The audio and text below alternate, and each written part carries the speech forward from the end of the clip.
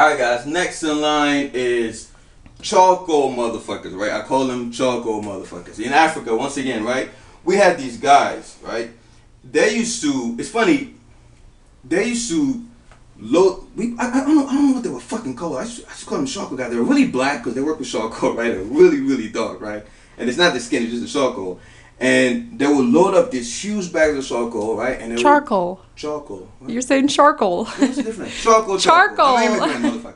Charcoal, right? They put on the back of their bicycles, and they will rise. They will ride up and down. Rise. You know, go up the hill. They will rise up on the hills. They will ride the bikes up the hills, up and down, all day. It's a really, really sad job because they have to support their family, and you know, in those places in Africa, charcoal, right? Charcoal business was, making a lot of money for them.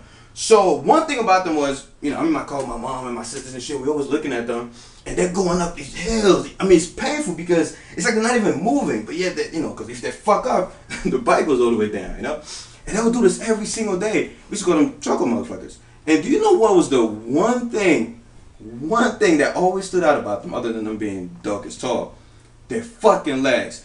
They were skinny, right? Their whole body was skinny because they're malnourished, they're poor. They would get off the bike, knock on your door, sell you. It's kind of like a newspaper thing. They'll sell you the charcoal.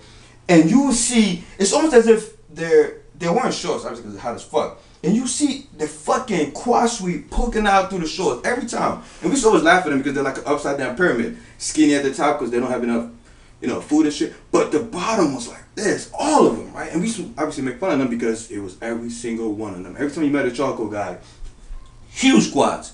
Now you guys tell me, does it take rocket science to figure out why all these guys, right, had huge ass quads? You take your bicycle and you ride up a hill for like, I don't know, they were doing this for hours a day, but you just do that shit for 20 minutes. And you tell me what happens at the top of the hill when you get off the bike. You're gonna have this huge pump in your quads. And they were doing this every single day. They didn't have a choice. In fact, people were subscribed to their business. So they had to deliver in one house on Monday, another block on Tuesday, on and on.